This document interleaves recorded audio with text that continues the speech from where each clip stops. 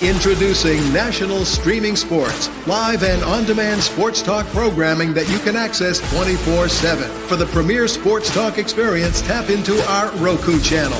Start your mornings with Mac and Jack covering all the weekend sports action. Then pour a cup and enjoy all the sports you can drink on the Coffee and Sports podcast. At midday, talk sports from east to west on the Coast to Coast podcast. Followed at night by some hot girl talk with Prim and Proper Sports featuring Sonia Pearson. Talk boxing on the Gloved Fist. Yankee fans tune in for Start Spreading the News. And there's more on the College Sports Huddle and Sports Scope with Robert Butler. There are 20 podcasts in all and 70 weekly shows giving us a 3.4-star viewer rating. To find us on Roku TV, search for National Streaming Sports on the Roku search bar. Click on the logo and you're in. National Streaming Sports, live and on-demand sports talk for America.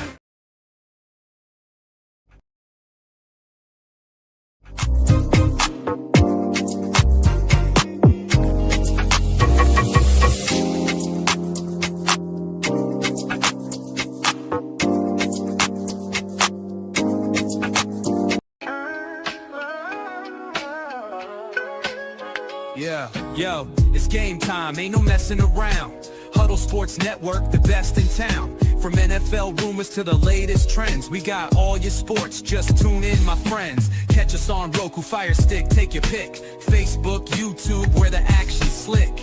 Daily shows that drop like a bomb. From 10 to 11, it's Ken and Ken, stay calm. Huddle up, catch the vibe, feel the rush. Get your news, get your fills in the clutch. Over 27 podcasts, we breaking it down. Join the team, Huddle Sports, wear the crown. Live every weekday, it's how we roll. Lions Talk with Jeremy B, we taking a stroll. From 11 to 12, don't miss a beat. We break down the game, make the info sweet. The Daily Huddle Podcast, noon to 1. CST Zone, we're just having fun. Toss your doubts, we bring the facts. Tune into the Huddle. Good morning and welcome from Jack and I to the Mac and Jack Show. Happy Monday after Father's Day to everyone. Jack, you look great today. I hope you're feeling great. I like that huddle intro. I'm going like this during the whole time. If you saw me, I'm catching on. Okay, great. So, of course, shout out to National Streaming Sports, the Huddle Sports Network, and Elite Sports and Entertainment Network. And we want to let you guys know real soon we'll be doing a name change. Of course, we're going to always honor Mac, but of course, unfortunately, with Mac going on, we'll be changing the name of the show. So we just want to make sure that you always know that you can stay tuned right here Monday, Wednesdays, and Fridays, 8 a.m. Eastern Standard Time, to see Jack, myself, and who knows who else. So just want to put that out there so everybody knows we're going nowhere, but we hope everybody's had a great day. Jack, we're going to start off with the playoffs today, NBA playoffs, again, finals. Not too much to harp on. I mean, this series has kind of been a tug of war. Yeah, I mean, we're best 2 out of 3 now. Game 5, I don't think the nation of basketball fans around the nation have really embraced this series completely. Something is missing here, but when it's all over, we're going to have a breakout star. I mean, and we know who the breakout star is going to be in all probability. It's going to be SGA. Even though right now, you could argue he's the best player in the game, arguably. Or you're going to have a Tyrese Halliburton, and we're going to make a big deal about him, and there's going to be a lot of excitement when the series ends. Who's going to take control of the series, for two of the 3 games and lead their team to victory? I mean, that's the question. Did the Pacers let their golden opportunity get away in game 4? Because had they won that game, they would have basically had a stranglehold on the series, 3-1. Very hard for OKC to come back. But OKC, they flurried at the end. Sonny, there's a saying in boxing about the later rounds of a fight. They're called the championship rounds. Mm-hmm. And that's what reminded me of game 4. Towards the end of the game, that was like the championship rounds, and OKC took control of the championship rounds, and they willed themselves to victory. You just got the feeling they willed themselves to the win. They absolutely had to have it. Indiana stopped executing when it counted the most. They lost. They're here for game five tonight. Personally, I think the Thunder are going to win game five big.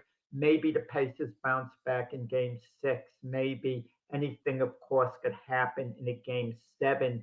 You can outplay another team for one game, but for whatever reason, the ball is bouncing a half inch to the left, a half inch to the right, and not going in the hoop. And that can be the difference for one game. But let's take it for game five, tonight and see what happens. Imagine if the Pacers win, Sonia. They're going home for game I six and know. chance to win a championship. The fans will smell blood in Indiana. They Smell really, blood, really and we will. can win a championship at home. But if the Pacers lose tonight, they Yeah, go I for game think. six just trying to survive. Oh my goodness. I'm kind of partial to the Pacers because they are the East Coast team. Good morning, Brent. Thank you so much for joining us as always. I really want Indiana. I mean, of course, neither you or I have a dog in a fight right now, but I'm really hoping they could pull it out. And you're right. They will be like sharks if this game gets back to Indiana and Indiana has this advantage. And, I've been making the joke all postseason about the Pacers keeping pace and the other teams having to keep up with the pace that the Pacers are playing. I feel like, if they can set the pace for the game, they have every tool in the box, so to speak, to win this game, Jack. I mean, I know outright a lot of people had the Thunder winning with no qualms about it, but I just don't see that. I know J Train speculated 7 games. Do you Win think the this team will series, go you mean? 7? Yeah. Yeah. Yeah, I mean, but the shorter series goes, anyone can beat anyone virtually on a given night. I mean, and it's best 2 out of 3 now. But if you're the Thunder, you got to be feeling really good about your chances now because this series for the first 4 games, they've been straining coming from behind. They let a 15-point lead get away in the fourth period in game one, and they shockingly lost that game pretty much at the buzzer with Halliburton's heroics again. And from that point on, they were struggling. They knew game two was a must. They won that game decisively, but then they lose game three, and they're struggling in game four to avoid, falling to a 3-1 Yeah. school. So it's like they've been fighting from behind the Thunder all series, it seems. And after 4 games now, they're kind of even, Steven, and they have a chance for the first time in the series to really have control of the series. And when I say control of the series, Thunder win tonight. They know they can afford to lose game six, even though that's not going to be their mindset, of course. But they know the best Indiana can do is come back to OKC for game seven. So they'll really have a handle on this series, if they win tonight. And I really expect a dominating performance by the Thunder tonight. I really do. And the Pacers have to be a little down the way they lost game four. I know how resilient the group is, but it has to be in the back of their mind, the opportunity they kind of let get away. Yeah, I feel like it's going to be one of those things like exactly what you said. They had an opportunity to take this game outright, this series, excuse me, outright. And those close calls, those penalties, they've been lucky that, excuse me, the Thunder hadn't capitalized more so because this finals actually could have already been put away, Jack. We could be looking at the finale now, but Indiana has been kind of hanging in there. The projection is always whoever dominates game 3 is usually the higher percentage of winning. I mean, and if that's the case, the Thunder will still be winning this. Well, game three. No, game three, the Pacers won. You mean? I'm sorry. Yeah, I misspoke. The Pacers could win this. But Chet Holmgren is going to be a key. I mean, Indiana likes to move the ball around as well as any team in the NBA, and they have their 3-point shooters to set up. And the Thunder defense, for whatever reason, it took them a while to get going. Finally, at the end of game 4, the defense really clamped down and they played the way they did during the year, and they showed what they were capable of. And they made it very hard, on Indiana. So Well, and I expect the Thunder defense to be tenacious tonight, as well.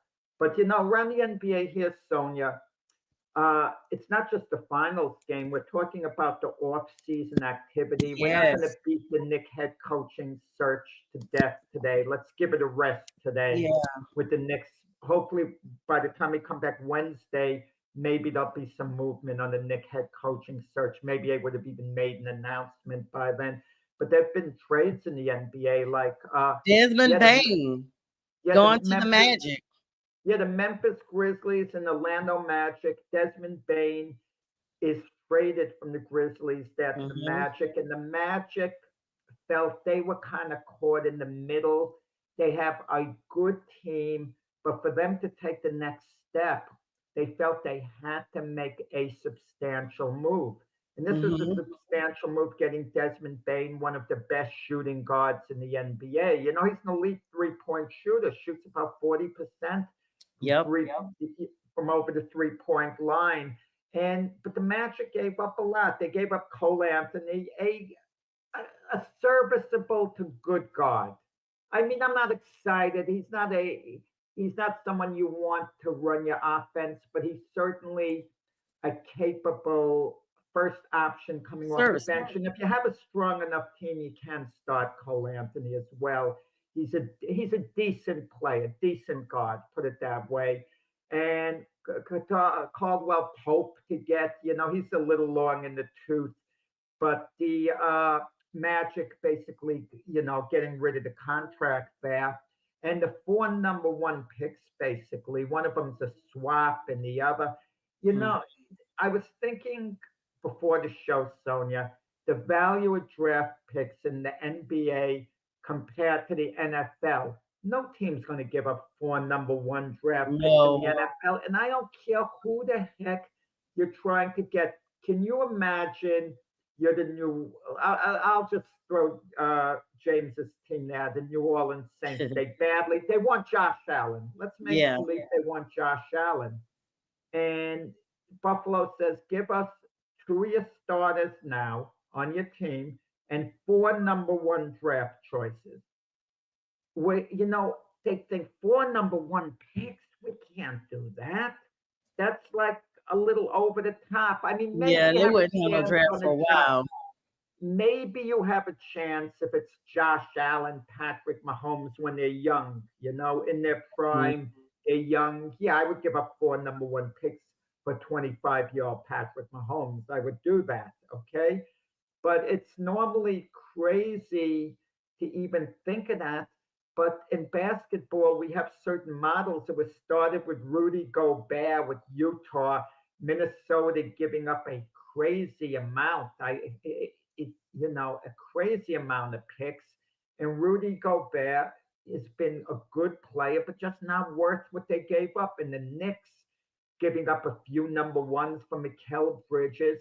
He just hasn't quite been worth it, even though he's been a decent player for the Knicks. And I maybe that's the model now, give up a boatload of number one picks and get the one guy because you're thinking you want to, win now bad enough. Yeah, I mean, Gobert, excuse me, himself signed a $110 million contract just in October, Jack. So it hadn't even been a year. And he's also got a player option for 2027 season.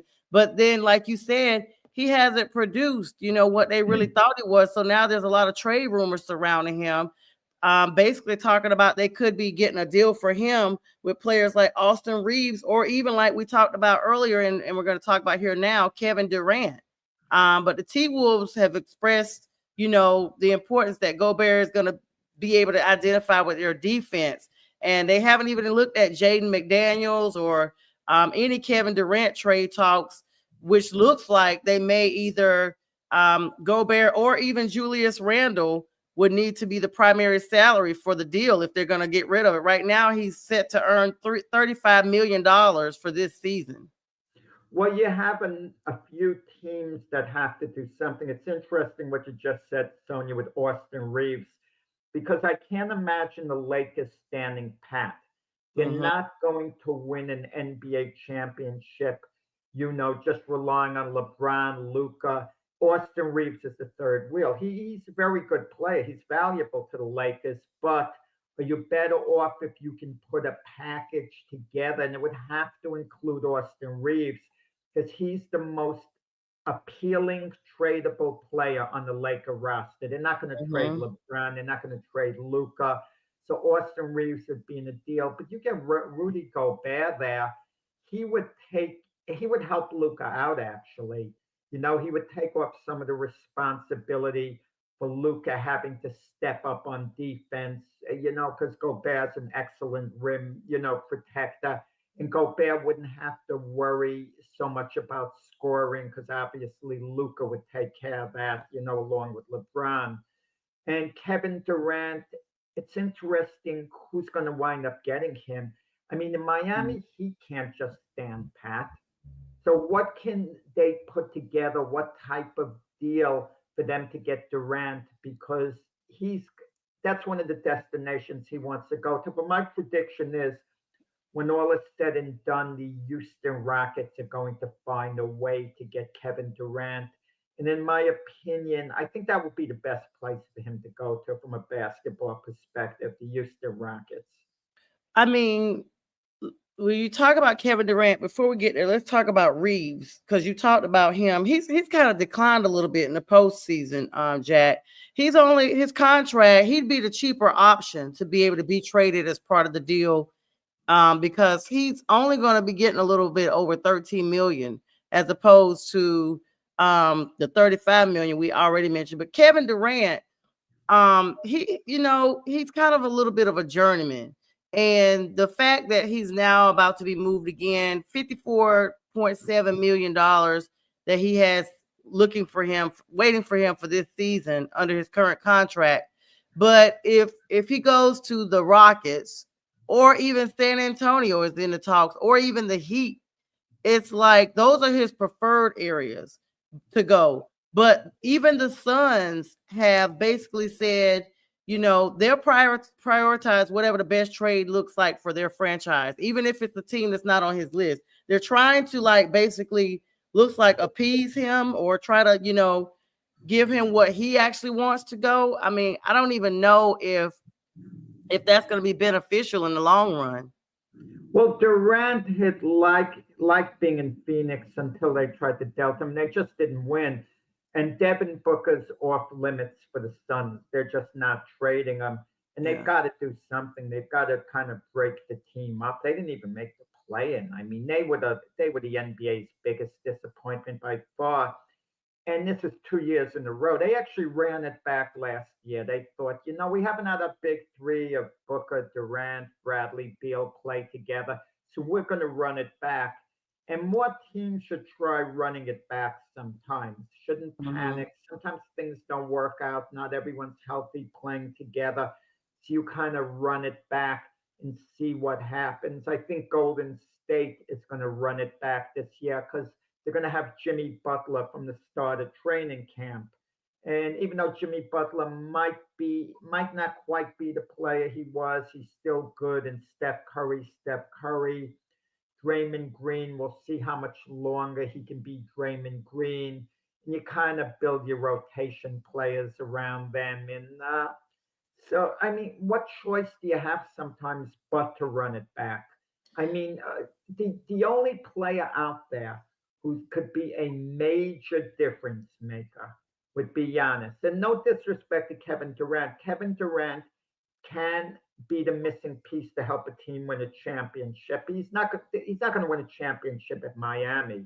That's not going to happen. At Houston, he could be the difference maker there because he's still a force on offense, and he's not as bad on defense as they make him out to be, even though that's certainly not his strength. But the Giannis situation, no one's talking about whether Giannis wants to leave leave Milwaukee.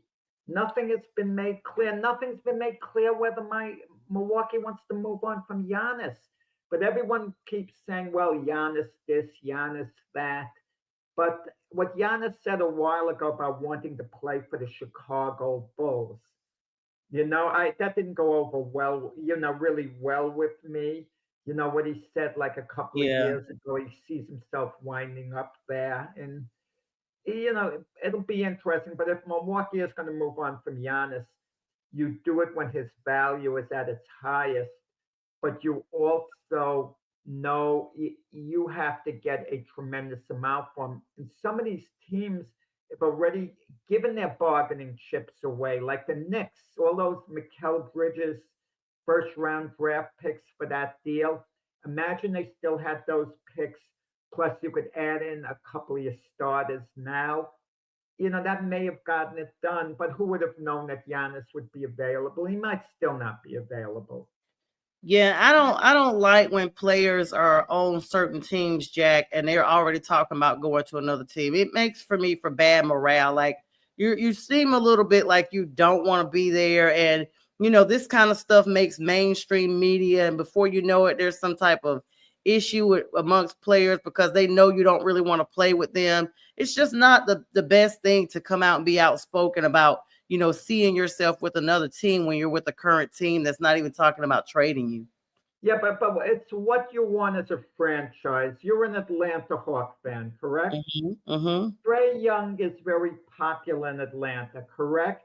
But the Yes. Hawks are going nowhere with Trae Yeah. Young. They're never going to go anywhere with Trae Young. So what do you want? You want a popular player who you like, and you want to get in the playoffs every year or play in and get knocked out immediately. What are you looking for? If you're looking for a championship, you can't get too comfortable with the same guy, even though he's popular. You've got to do something to shake things up. And he's the biggest bargaining chip for the Yep. Atlanta Hawks, Trae Young, if they were to make a deal. That's funny you bring him up, Jack, because I meant to mention that the Grizzlies are rumored to be interested in him. I saw something just yesterday that the Grizzlies are interested in Trae Young. I mean, he's coming towards, he's got the fit with DeJounte Murray. They're talking about, how he would fit it, has not been fitting in with him for the desired results that the Hawks were looking for. His defensive limitations have started to come up. They're well documented. He's not, a defensive player he once was. The Hawks are trying to be more of a defensive team.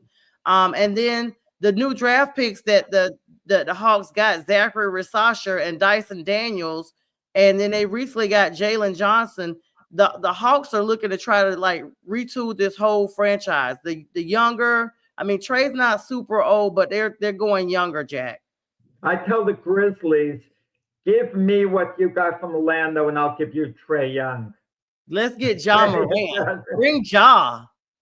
Yeah. They won't. I don't know what that. I don't know what the Grizzlies go for that. The Grizzlies have a bigger problem on their hands. I don't see Jay Morant being long term, and I wouldn't want him there long term. So it seems to me only a matter of time before Jay Morant implodes, is on the news again, just for like foolishness or whatever. So I think sometimes, you make a trade when the guy's at his highest value. Yep. You kind of get ahead of the curve in a certain sense, but we'll see, what is with Jay Morant? What could Jay Morant get in a deal? I think teams would be a little apprehensive about dealing for Jay Morant only because of his issues off the court, or his behavior, in certain ways, on the court, told not to do something by the league, but is still going to kind of push the envelope gently.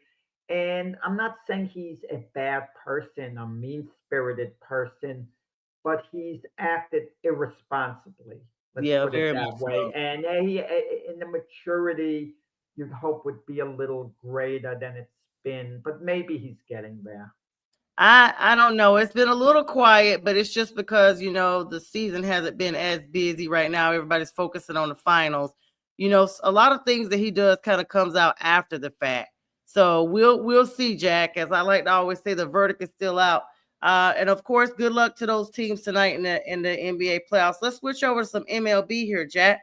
The Red Sox traded Rafael Devers to the Giants in a blockbuster deal. Boston Red Sox have traded their third baseman to the Giants, San Francisco. That is, this is big news in the MLB world because analysts have been looking at implications for both teams now that this trade has happened.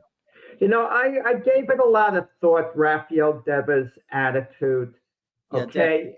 The Red Sox signed him to an 11-year deal. Okay. Gave him something like 330 million or thereabouts. Big deal. He was very popular in Boston.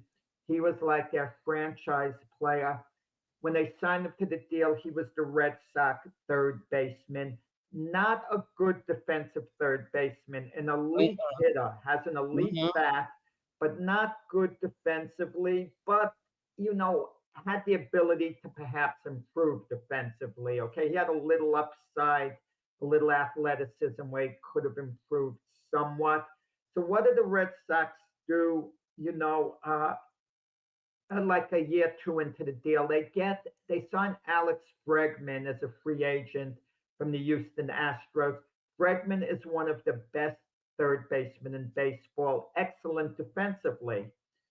So now Rafael Devers, who was supposed to be their franchise player, they tell him, well, you're going to DH part of the time.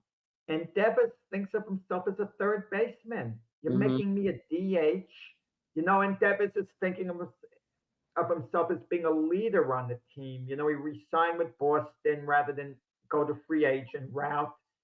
And then they turn around and say, we want you to play first base. And he feels, you're moving me around. Yeah. I mean, and he feels disrespected. Now, there are two schools of thought, Sonia. Should you just do what the team says, buy in anything to help the team? But then I thought of other walks in life. Let's say someone's working for a company and you're told, move from this office, go to another office. Let's say you're working in insurance.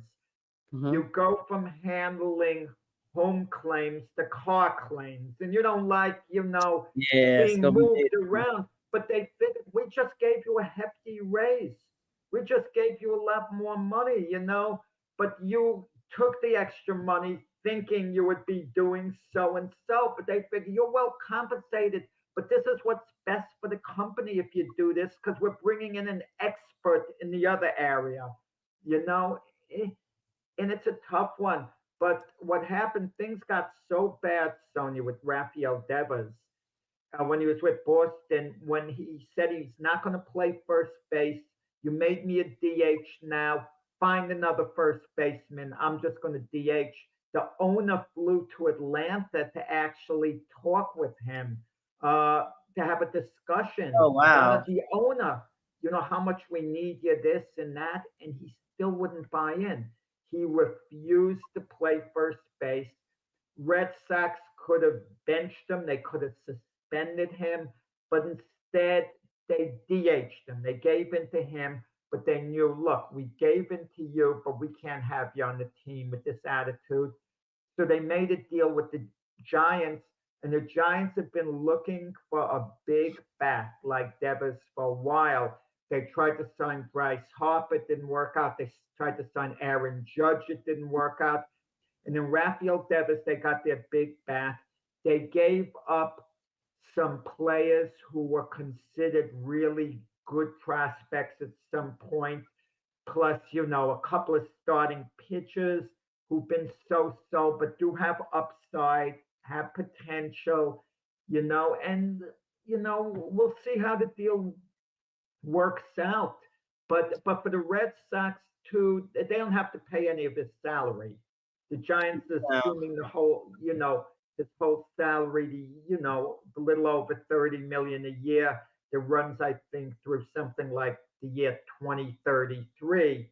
It's going to, but the contract's going to carry Devers through age 36. That's not that old. He can still be productive, perhaps, when he's getting to his mid-30s. So it might be a win-win thing. But what are the Giants going to do with Devers? Have they even thought of it, the San Francisco Giants? In the offseason, they signed Matt Chapman to play third base. They gave him a lot of money. He's an excellent defensive third baseman. So they can't play Devers at third. And Devers, who thinks of himself as a third baseman, isn't going to be a third baseman with the Giants. So the Giants going to move him to first. Devers doesn't really want to play first. He might be willing to, or is he going to DH with the Giants? But in any event, the Giants are going to be better this year because they have Devers. They were contenders as is, and maybe they could, come up with a greater challenge to the Dodgers and the Padres and the Diamondbacks, who have a better team than people think in the elite NL West. I'm going to tell you like this, Jack. Anytime you brought up the example of working for homeowners insurance as a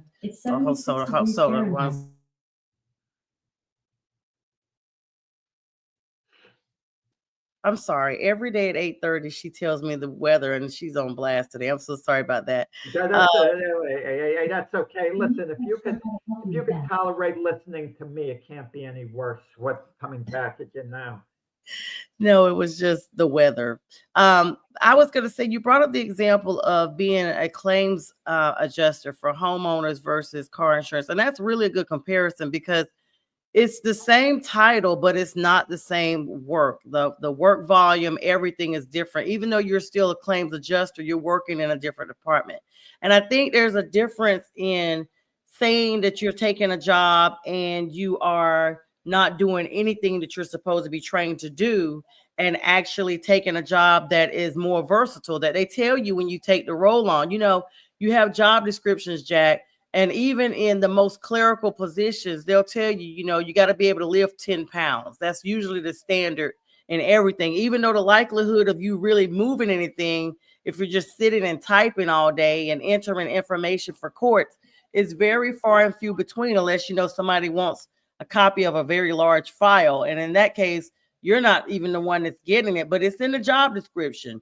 They put it in there, and you sign your contract with your job that you'll do whatever you need to do for the company to advance. That's why you're hired. You're hired not to just do your day-to-day tasks, but to advance the company. That's the goal of every company, even privately owned companies. They want to be the best so that they can supersede. Even, you and I on this show, we don't do this for compensation. We do it for fun, but we want to advance. We want to reach more audience. We want to grow.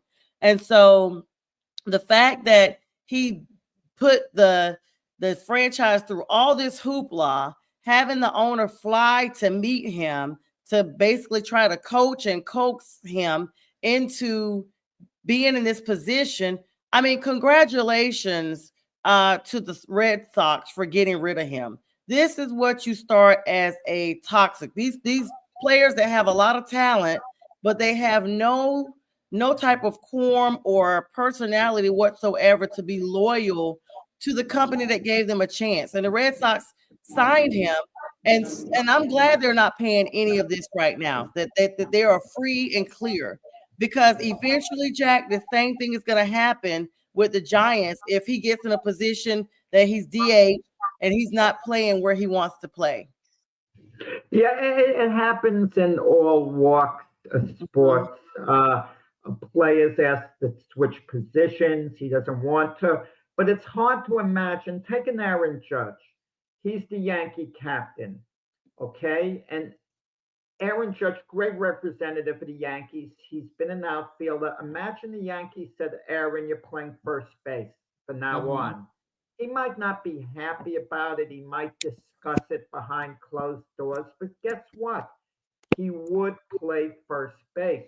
Sometimes teams give in to players because the player has such clout. They won't push the issue. Look, when Alex Rodriguez decided he was going to come to the Yankees, there was no thought of Alex Rodriguez playing shortstop. He said that he's playing third base. Jeter's the shortstop. But everyone agreed that A-Rod was a better defensive shortstop than Jeter. Jeter was a good defensive shortstop. A-Rod was a great defensive shortstop. And I always thought Jeter had the potential to be an outstanding outfielder. Put him in center field, he'd be excellent. He was always great at tracking pop-ups, everything in the air, getting to it. but Jeter wouldn't have wanted that. The narrative is bad. And I guess that's what we get with players. It's like they have their position. Certain players have such clout that you defer to them and just do what they want, basically. And Rafael Devers personality, he had that clout. He was popular with the Red Sox fan base. He was. And but I can understand Rafael Devers in fairness to him. I'm your third baseman. I signed this contract thinking I'm going to be your third baseman for years to come. And you signed someone else as a free agent, and you're making me a DH. I'm not even going to be in the field now. I'm just Yeah. going to be hitting. And then after they make him a DH, they change their mind again. We're putting you in for at first base. And then he said, he balked in the beginning when he wasn't playing third. He didn't like it. He didn't welcome the move or say what's best for the team. And then he's moved to first base, and he said to Red Sox, find someone else who could play first base. I'm a DH. That's where you're putting me, and that's what I'm going to do. And that's where the trouble came with Alex Cora, his manager. They tried to convince Devers, and Devers wouldn't move off what he was feeling. And now he's a Giant, but he's got to realize Devers and the Giants, he's not going to be a third baseman on the Giants. They have a third baseman, and Matt Chapman. So Devers might be back to where he started. Is Devers going to tell the Giants now, I'll play first base for you. I wouldn't do it for the Red Sox, but I'll do it for you. Let's see how that plays out. Or is he just going to be a DH? If he's just going to be a DH, Sonia, that's expensive, paying a guy over 30 million. Yeah, he had better produce big time. And he has been producing this year. He's been coming on. He's one of the better hitters in baseball, in fairness to him. And he gets a lot of walks, too. He's second only to Juan Soto, major league walks. And people tend to underrate the value of walks. They just look at the batting average, but they don't see the way walks set the table, otherwise.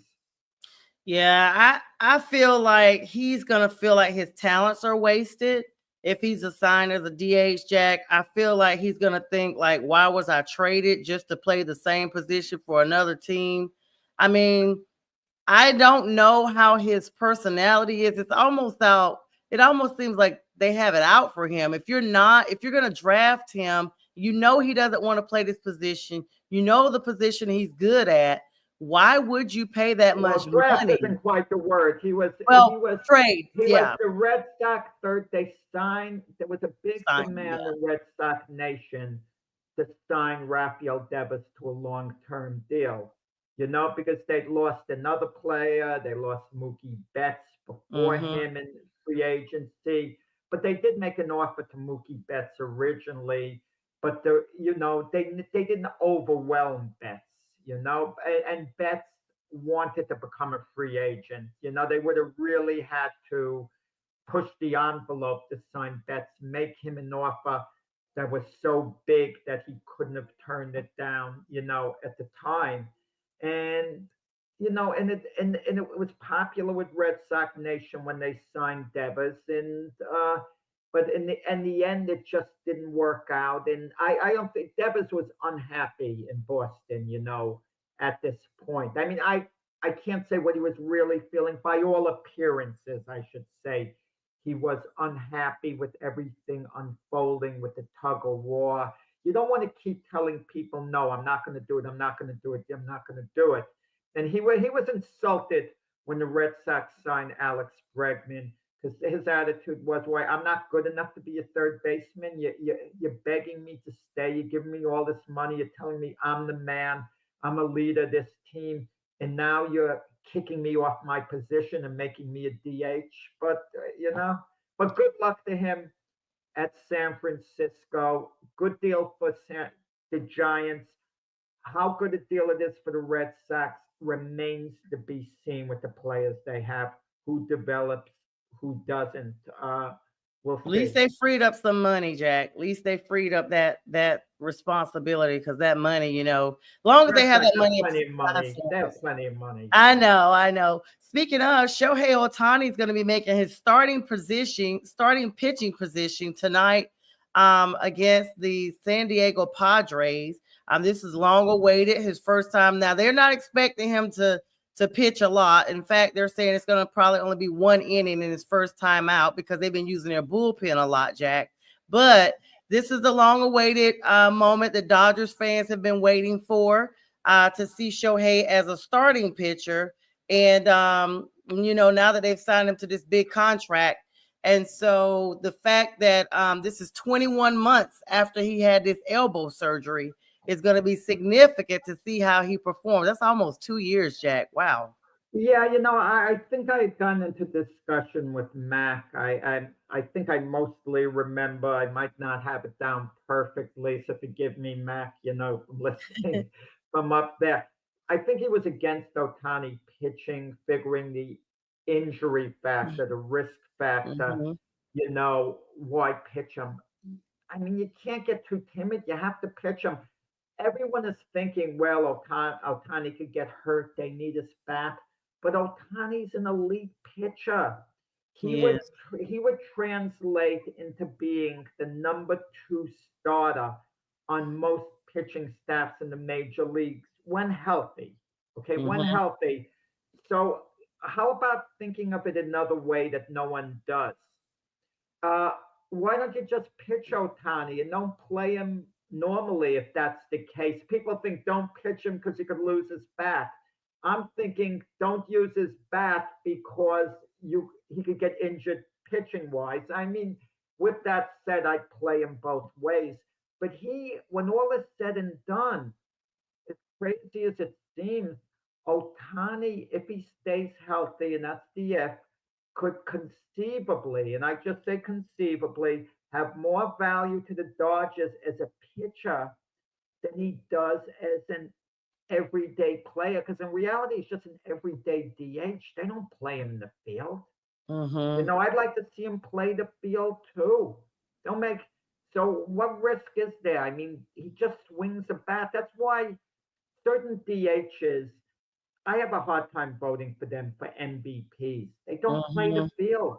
They're giving you nothing defensively at all. And in a way, they're hurting you a little bit because now you got to play someone else in the field who's not going to produce at the plate as well as you would, as well as Ohtani would. So I hate career DHs. It was great with David Ortiz as a Red Sox. Definitely. I understand he was a career DH, but the DH position should be primarily left open because it gives you a chance to rest your everyday players once in a while. Say, okay, you're not going to play in the field today. You played X amount of games in a row. You're a little tired, but you could just get up there and swing the bat.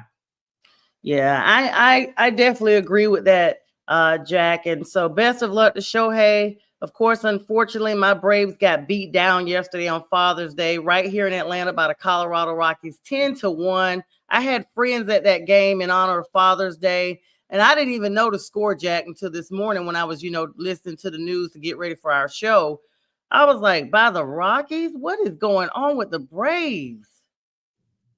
The Braves, this isn't the Braves, yes, Sonia. I mean, I thought they'd have a bit of a down year. I definitely thought they were going to finish behind the Mets and the Phillies this year.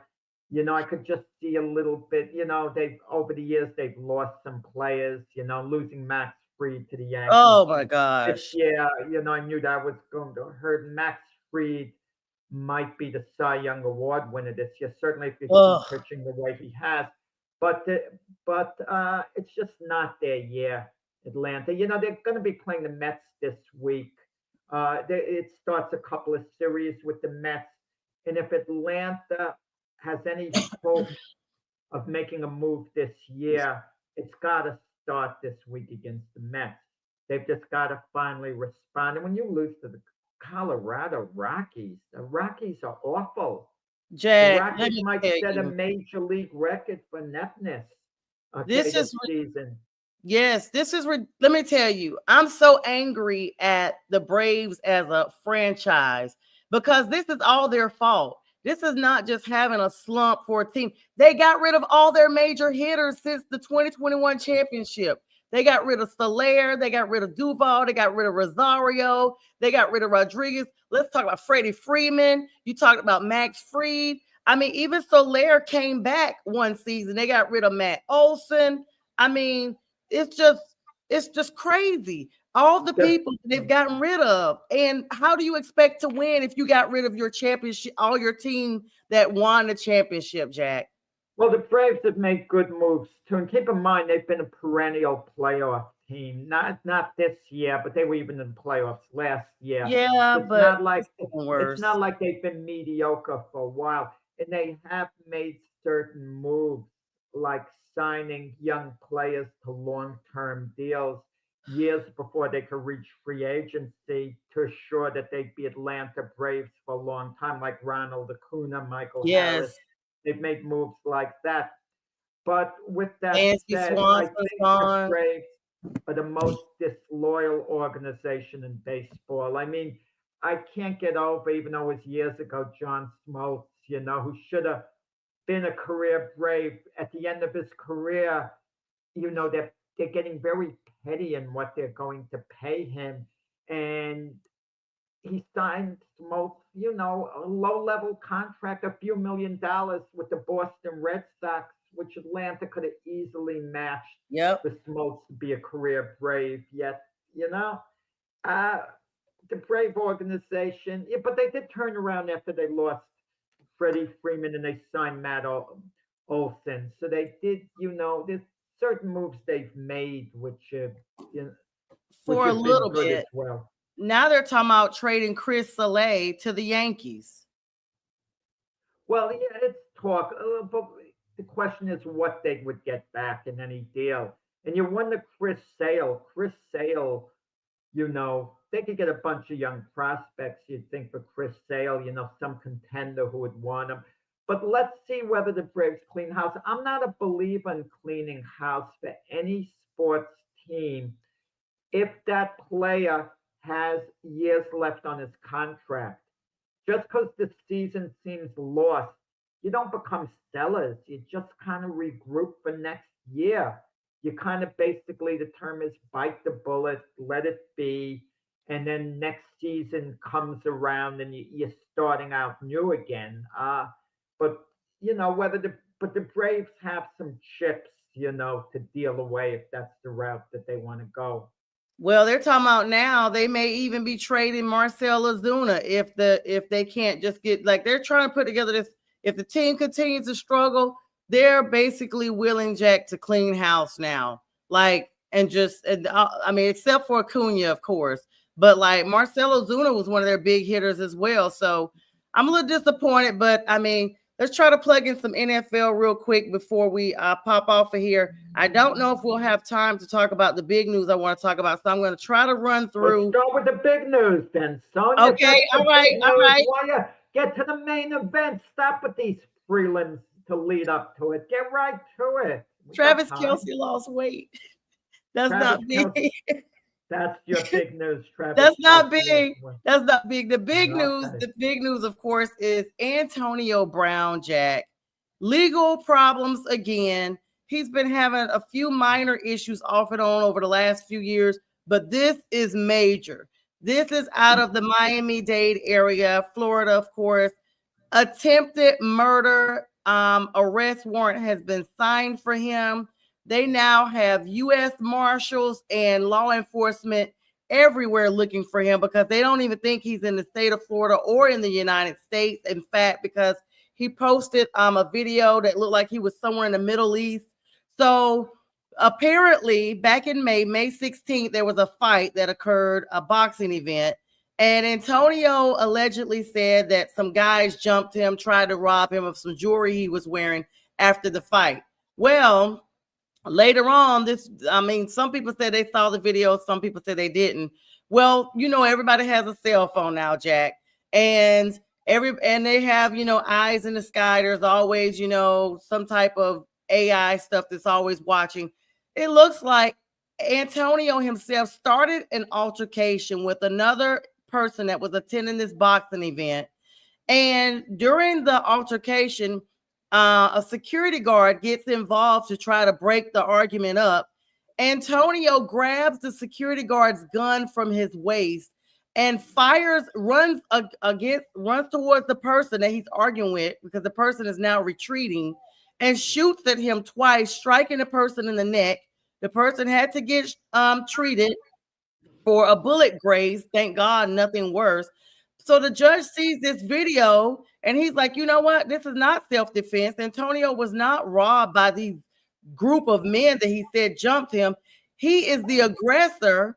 And not only is he the aggressor, but in giving a moment a time to digress with the security guard getting involved, trying to separate them, he grabs the security guard's weapon and discharges it towards this guy, striking him. So now there's an arrest warrant for attempted murder, which I've looked up. And Jack, you live in Florida part of the year as well.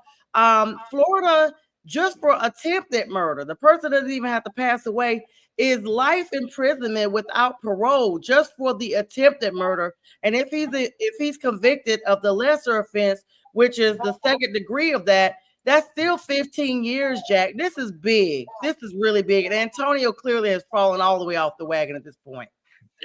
It's potentially tragic, to hear things like that in a way. Antonio Brown, we've known for some time, hasn't been mentally stable. I mean, when he was an elite receiver with the Pittsburgh Steelers, he towed the line, because when you have powerful personalities ahead of you, you have to be in line. And he had Ben Roethlisberger as his quarterback, and no one told Big Ben what to do. Big Ben was in charge of the team there. Antonio wasn't crazy about Big Ben, but what could he do? He's the wide receiver. Big Ben was one of the better quarterbacks in the league, and Big Ben had a dominant personality. And Big Ben had issues himself, not nearly as serious as what you are pointing out here, not anywhere close. Don't get me wrong. So now Antonio winds up being, the Steelers move on from him. He has a bit of a resurgence, with Tom Brady, at Tampa Bay. They win a Super Bowl, even catches a touchdown pass in the game. But then later on with the Buccaneers, he takes his shirt off during the game and he's walking to the locker room, and that's during the game. And that basically ended his career. And then other endeavors, and then he wanted to post pictures, something of Brady's ex-wife, and this. Yes. And why he was living with.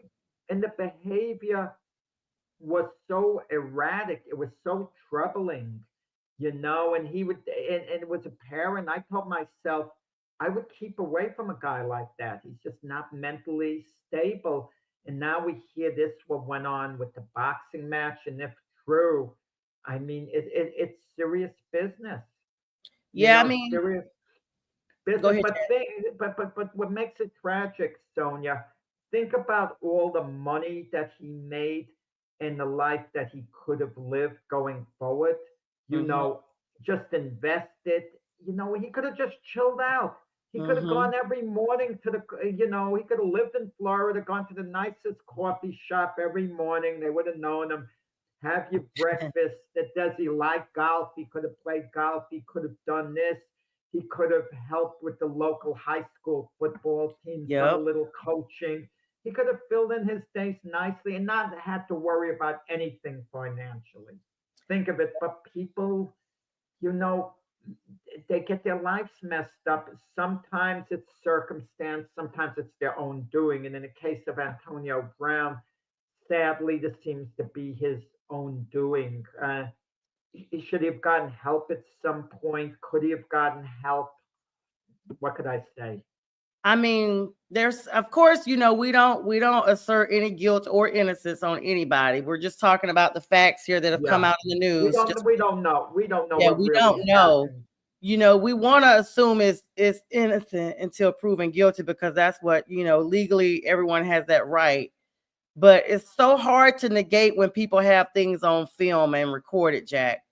And especially with what's going on, they can't find him. I sometimes think to myself, if I'm Antonio Brown and it's not true any of this stuff, I'd get my attorney and go to the authorities right now. I mean, where's he gonna hide? I mean, is he They gonna say be they in the think Mi- he's in is he gonna in be in the Asia. Middle East? I Yeah, in the mean, for Middle the rest East. of his life, and how is he going to make a living there? What he's gonna? How's he gonna survive? I Yeah, he mean, already has some financial issues. There, he's wanted on back child support. He's already not doing that. So I don't know where, and with AI, you have to be careful, Jack, because AI can create so many different. It could make me and you say something we're not even saying. We don't even know about it.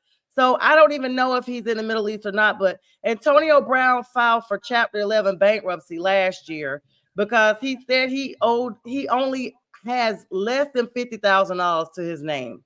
And he owes creditors over $3 million. You got to think about his lifestyle, houses, cars, all that he's accumulated.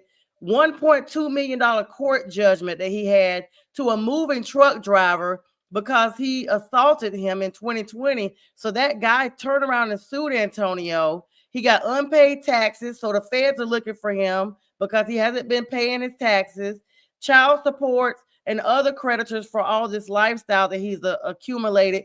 And he has legal fees, so he can't even get a lawyer, Jack, because he owes the lawyers that were representing him. He's never paid them. yeah, and it's weird. If I'm Giselle, even though I'm separated, divorced from Tom Brady, I'm thinking, and you let this guy live in our house, bringing him on board as a teammate. Yeah, Yeah, Tom it's Brady. sad.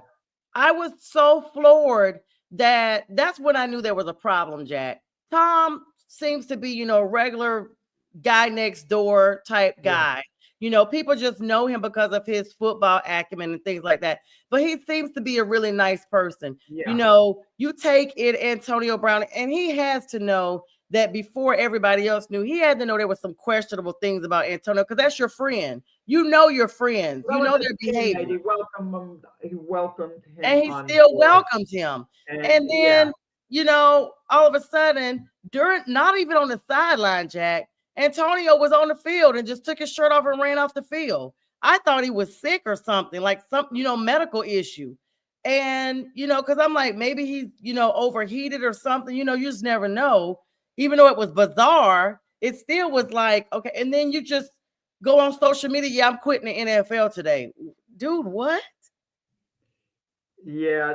It's a sad situation, and we hope the things he's accused of aren't true. We hope it's not true, and we hope he can then get his life together. But he's facing a very serious fight right now.